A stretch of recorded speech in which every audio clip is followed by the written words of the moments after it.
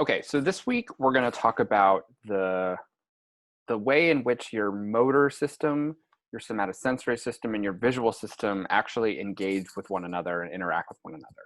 So what we're going to do, and this is why I've highlighted these first few words, is we're going to first talk about visual motor actions, how your visual system and your motor system coordinate, which we're then going to use to kind of springboard naturally into talking about touch and somatosensation, motor system, stuff like that. And then at the end, what I'd like to really definitely talk about, and I really enjoy talking about this stuff in particular, is about sensory restoration. At the very beginning of class, you might remember I showed you all a video of a monkey controlling a robotic limb with its mind. So we're going to talk about all the different ways in which actually sensory restoration works, with a focus on restoring motor capabilities and restoring somatosensory capabilities. Actually, not only giving people artificial limbs that can move, but then also artificial limbs that can feel. So the main topics we'll be talking about is how we physically engage with the things that we see in the world, how does our brain actually touch and feel those things around us, and then how can we use that knowledge to ultimately restore sensory capabilities and brain-machine interfaces and stuff like that. Okay, so up until now, we've spent quite a bit of time talking about early vision and the ventral pathway. We have talked about at great depth now how the ventral pathway is this what region that has a lot of has a big role in representing objects that you process and objects that you perceive out in the world. But what we're going to do now is we're going to focus on this thing that's called the dorsal pathway, also referred to as the where-how pathway, because it's that word how, which is important because it's indicating how we interact with the world, specifically in a motor sense. So initially, people used to think it was only a where system. So many, many years ago, if you had asked neuroscientists at the cutting edge at that time what the dorsal pathway was involved with, they would have thought it was a where system. They would have thought that it's the part of the visual system that tells you where things out in the world, which would complement the ventral pathway, which tells you what things are. It kind of makes sense. You need one part to tell you what something is, another part to tell you where something is. Okay, so why did people think it was just the where pathway? Why did people not think that visual motor action was a part of it? It came from these seminal tasks, which were called find the food tasks. And what they would do is they would take monkeys and they would train the monkeys to understand some sort of relationship between objects in order to find the food that it wanted. So for example, if you were the monkey, you could learn that, oh, the food is under the triangle or the food is under the rectangle. That would be an object discrimination task. You have to tell what one object is versus the other, and then from that, you can figure out where the food is. On the flip side, there would be this thing called the landmark discrimination task, where you'd have two items that were the same. In this case, it would be two different little red triangle, or not red, red rectangle thingies. And you would figure out where it is based on where that oval cylinder thingy was. So you wouldn't be able to tell that it was like this object versus that object. It would come from the fact of where this thing here was. And what neuroscientists would sometimes do is they would alter, actually doing pretty severe surgery on the monkeys, to see how their behavior would change.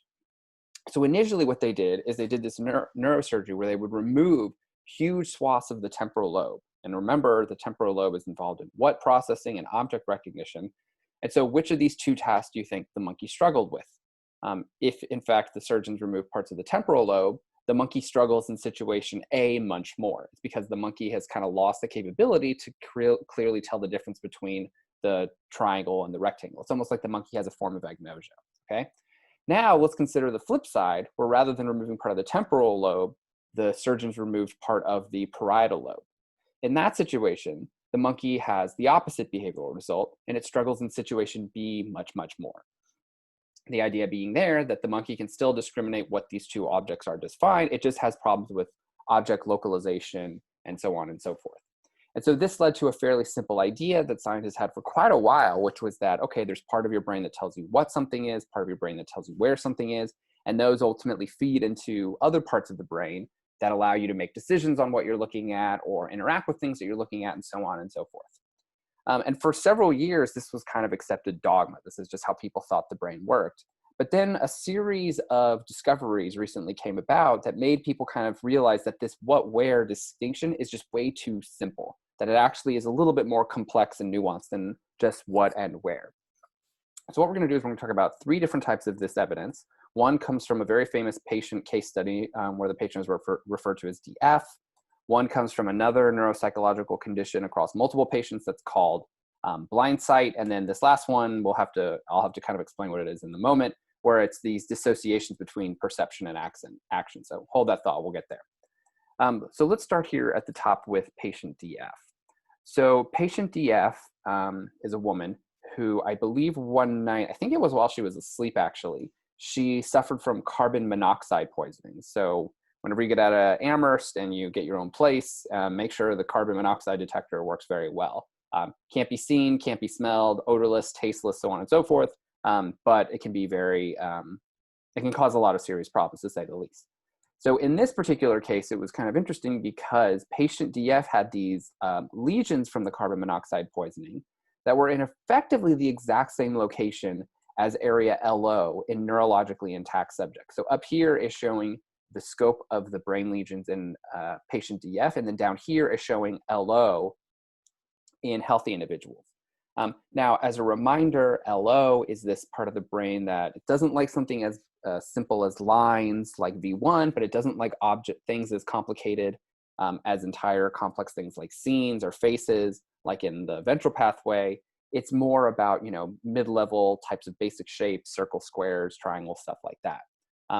And also as a reminder, what happens when you are a typical patient and you sometimes damage area LO, you usually become afflicted with associative agnosia.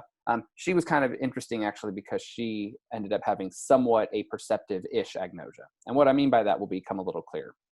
So it actually turned out that because of the damage that DF had in her LO, it effectively cut off processing to the rest of the ventral pathway. So let's watch that animation again. Normally, information comes into V1 and it can flow down the ventral pathway through those what areas. But what ended up happening is that DF had this damage in an LO right around here that kind of served as almost like a dam flow, blocking the flow of water down a river. Where now in this case, it's obviously not water down a river. In this case, it's information processing down the ventral stream, okay? So she still had information that could go to her aware pathway and her dorsal pathway just fine. It just couldn't really permeate down the what pathway. So with patient DF, she obviously had, basic kind of agnosias in the sense that if you would show her items like this, she could kind of get in the ballpark, but she would really struggle to kind of explain to you what you were looking at or what she was looking at. She'd see something like this. She's in the ballpark. She says ashtray. I guess ashtrays and like a cup of coffee are sort of semantically related. Fork and knife, they're certainly very semantically related, but she'd still get pretty obvious things pretty wrong. However, the thing that was interesting about DF, and this is true of a lot of people with agnosia, is if you showed her those same objects, but let her interact with them, let her hold them, let her touch them, let her manipulate them, she would be able to recognize like, oh, this is a cup, this is a mug, this is a fork or whatever, okay? But more than that, as scientists worked with her, they started noticing this separation between what she could perceive and then what she could do. So basically how she could see things and versus how she could act on those things. So for example, the examiner could hold a pencil, for example, vertically or horizontally. And even though if you asked her like, hey, D, her name was D, like literally DEE for DF, I don't know what the F stood for. You would take a pencil and you're like, hey, is this for horizontal or vertical? She'd be a chance. She would have a really hard telling you what orientation it was at. If you told her to then grab it, she would grab it just fine. So like, for example, here's a pen. You would show this to her and she'd be like, oh gosh, I'm just guessing, is it vertical? It wouldn't be vertical, but if you would watch the way she behaved, she would do this with her hand. Okay, she would go to reach it like it was vertical. But for example, if you showed her this and she said it was horizontal, even though she says it's horizontal, she's not going to come at it sideways like she's grabbing a horizontal pen. Even though she said it was horizontal, she'd still come at it this way like she's going to grab a vertical pen. And so there were these kind of weird separations that they'd noticed between what she would say something looks like and how she would actually engage with it. So they developed this task for her, which was called the mail slot matching task. So basically the way this would work is they'd have this little like fake mail slot looking thing, okay? And she'd have basically like an envelope or a piece of paper. And the first thing they would do is they would ask her like, just line it up so that the sheet of paper is at the same orientation as this little slot.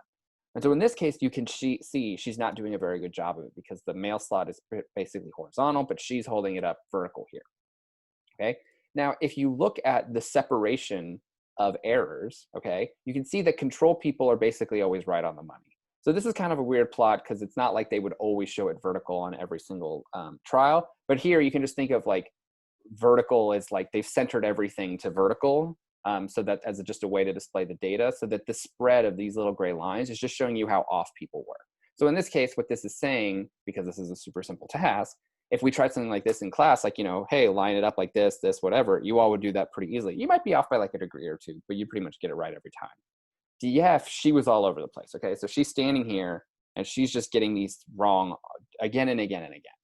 And so if you actually just quantify the standard deviation of how accurate DF and controls are, you can see the controls very close, a couple of degrees off. DF, really quite bad, okay? So there's a big spread. But then this is the interesting thing about DF. If you then told her like, hey, do us a favor, put it in the mail slot now. So like she's up until now just been holding it there, okay? So you say this was the answer, look at me, and this is the answer. Then you would say, hey, put it in the slot. The thing that was interesting is that she would then immediately do that. As she reached for it to do an actual action with it, her hand and her motor system would correct what she was doing to match that mail slot appropriately. In which case you'd actually see her data now looks like this. If you look at what her hand looked like right before it entered the mail slot, she actually was basically right in the same ballpark as controls. She was actually better than certain controls. So with patient DF, what we found is that there's this patient who has these object recognition deficits. Okay, you show her everyday objects, she has no idea what they are, although sometimes she can get kind of close. And yet she has these preserved abilities to perform visual motor actions. Okay, so what this suggests is that the dorsal stream in the parietal lobe is crucial to accurately guide visual motor actions. It actually shows there's this separation between the ventral pathway, which tells you what something is, and the dorsal pathway, which kind of coordinates between the visual system and the motor system so that it can tell you how to engage with the world around you. Okay, so a natural question to wonder is it possible we can see the opposite of DF? Okay, if we see preserved visual motor action in her and impaired recognition, could we see someone who has preserved recognition but impaired visual motor action? And it turns out that there is a patient actually who's in this sort of situation. They're referred to in the literature as RV. And for RV, rather than having the damage down here, their damage was in their posterior part of the parietal lobe, okay? So in this situation, what would happen is you could show RV a mail slot like this, excuse me, and RV could tell you pretty well, like by using their words, what the orientation was. They'd be like, oh, it's kind of vertical-ish, but it's tilted a little bit to the side a little bit. And you'd be like, okay, that's exactly right. Now do me a favor, try to put your hand in there. And as you can see, like they're kind of struggling. It takes a couple of efforts, it takes some tries before they're actually able to coordinate what they're seeing versus what they're doing. Another way you can see this separation in RV is this sort of task where you have to grab the random geometric shape. So here are a bunch of controls, and here's the data from DF, and here are some random shapes, okay? Now it turns out that if you just tell people like, hey, grab these shapes, like grab random oblongs, like literally just pick them up, what people usually will do is they'll grab them in such a way so that they've like got control over the middle of it, you know? So for example, if I asked you to grab this random thing, you're not gonna like put one finger over here and another finger over there because you're not gonna have really good control of it on the edge. Like if I took my clicker and you'd never seen a clicker before and I was like, grab it, you wouldn't try to grab it right here, right? Because you wouldn't have really good control of it. You'd have it like there, somewhere in the middle.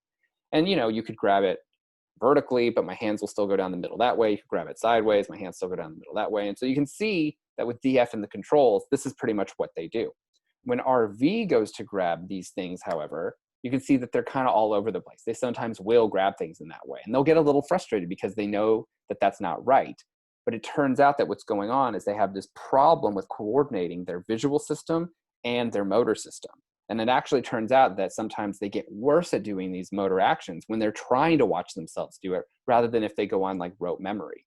So for example, tying your shoelaces is something that, you know, you all probably do kind of automatically. RV could do pretty automatically, but if RV then has to try to watch themselves do it and coordinate with their visual system, they can kind of struggle. So it's again, this opposite dissociation between perception and action, as it were.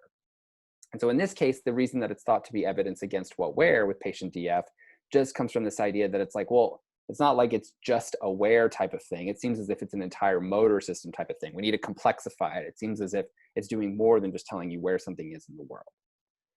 So another bit of patient literature that kind of supports evidence, or is used as evidence supporting this notion of what where, or against what where, sorry for misspeaking there, comes from this neurological condition called Blindsight. okay? So blind sight occurs when people don't have damage down here to their ventral pathway or their dorsal pathway. Blind sight sometimes happen in people who damage their entire V1, because in that situation, information is not able to flow from V1 through the ventral pathway or the dorsal pathway, okay? It's like cutting the stream off at the source, okay? Now, imagine I were to ask you, what do you think it's like when you have damage to V1, okay? If I were to just go, someone who's taken even the most elementary little bit of neuroscience classes, or, anyone who's just learned what V1 is, if you were to ask them, what do you think happens when you damage V1? Most people would probably say, like, you'll be blind, right? Like, information comes into your visual system from the back of the head. If you ruin the capability for information to process from the back of the head, like, you're not going to see anything, right? Sounds totally intuitive. It's what anyone, I think, would have reasonably believed. Turns out that's false, okay? Turns out something really, really wild happens. And to understand what's going on, you need to understand that it's not quite as simple as I've been making it out to seem so far. So in theory, we've learned about how the retina sends information to LGN, how the LGN sends information to V1, which we refer to and think about as the primary visual pathway. And then, as we've been talking about, information goes from V1 down the ventral stream, or up or down, or up the dorsal stream through the parietal lobe into the sort of where, how action stream, okay? What you would think would happen is if you damage V1, all that's gonna be cut off, okay? Turns out that's not what really happens, okay? Turns off, you're not just gonna become blind in that sort of situation. What's gonna happen is this, pay close attention, this is super counterintuitive, okay? After damage to primary visual cortex, okay, the patients who are afflicted with this disorder, they report that they have no conscious visual experience, okay? Put it more simply, they insist that they are completely blind, okay? If you ask them what they can see in front of them, they'll say, I don't see anything. If you ask them what color your shirt is, they'll be like, I just told you I can't see anything. If you ask them a third question, they'll even start to get a little frustrated because they're like, why do you keep asking me that? I am blind. However, if you ask them to engage with items out in the world, they can do it. They can accurately localize where an object is. They can accurately grab it. They can put their hand out and grasp it, and so on and so forth. However, when you ask them how they're doing it, they insist that they are just guessing, okay? They insist that they don't know how they did it. They're almost a little bit surprised themselves. And they claim that they are just kind of like shooting from the hip as anyone would be. So here's actually a video of a man. This is the patient here. He is blind, and he has blind sight rather. He claims he's blind, and he's going to be asked to walk down the hallway, and he's kind of taking a little bit of a leap of faith because he is going to try to do it even though he himself denies having any visual experience. And if we just watch what he does, you'll see he's going a little tentatively, but notice what he does with his body. He kind of turns himself to the side in a kind of weird way, squeezes up against the walls, going pretty slowly to avoid all these obstacles that are pretty harmless obstacles. Now, he's not doing it very quickly. It's not like he's, dancing through there like any healthy individual would be, but he's certainly not behaving like someone who is completely blind is. He actually is accurately avoiding these obstacles, albeit in a slow and difficult kind of way. But again, if you were to ask him what his experience was, he would say, I don't have any experience. If you were to ask him, like, what did it look like? He'd be like, I don't know what it looks like. It doesn't look like anything because I'm blind. But then excuse me, sir, but then how were you able to dodge it? I don't know. I just got this feeling like there was something in the way. I just felt like for some reason I needed to dodge. I don't know. It was almost like a spidey sense for you, superhero fans out there. Now, how is this possible? The reason it's possible is because this simple diagram that I was showing you is missing a critical piece. And what it's missing is the fact that there's an alternate pathway to the dorsal stream. Because the retina doesn't just project to the LGN, it also projects to this structure in the brain, deep in the brain, called the superior colliculus. And the superior colliculus projects to the pulvinar, which is part of the thalamus, which we've talked about, and then that automatically goes to the dorsal stream. So let me put this little box diagram on a brain. So normally we've talked about what's going on in the purple from the eye to the optic nerve to the LGN to V1, but notice what's going on here. There's these projections from the retina to this structure here called the superior colliculus that automatically goes in to the parietal lobe.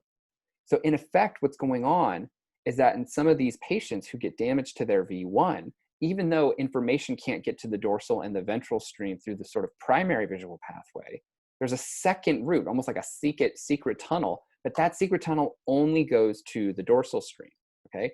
So what's going on in those situations is that these patients have preserved visual motor actions in spite of the fact that they have impaired, or in many cases lacking, visual perception. They claim that they don't see anything out in the world, but it stems from the fact that information is still able to creep into the dorsal stream, even though no information can creep into the ventral stream, okay? So hence this notion of blind sight. You're totally blind, but they still seem to have some sort of quote unquote sight into the world. But again, let me stress, these patients claim that they can't see anything whatsoever in the world. And from their perspective, they are totally blind, even though some further testing suggests that they have preserved visual motor actions in spite of these impaired visual perceptions. And you can do a bunch of different types of tasks with them. So for example, some of the most interesting ones is like you take a pen like this, you hold it out there, and you're like, do me a favor, grab the pen. And they'll be like, I can't grab the pen. Yeah, but just give it a try, grab the pen.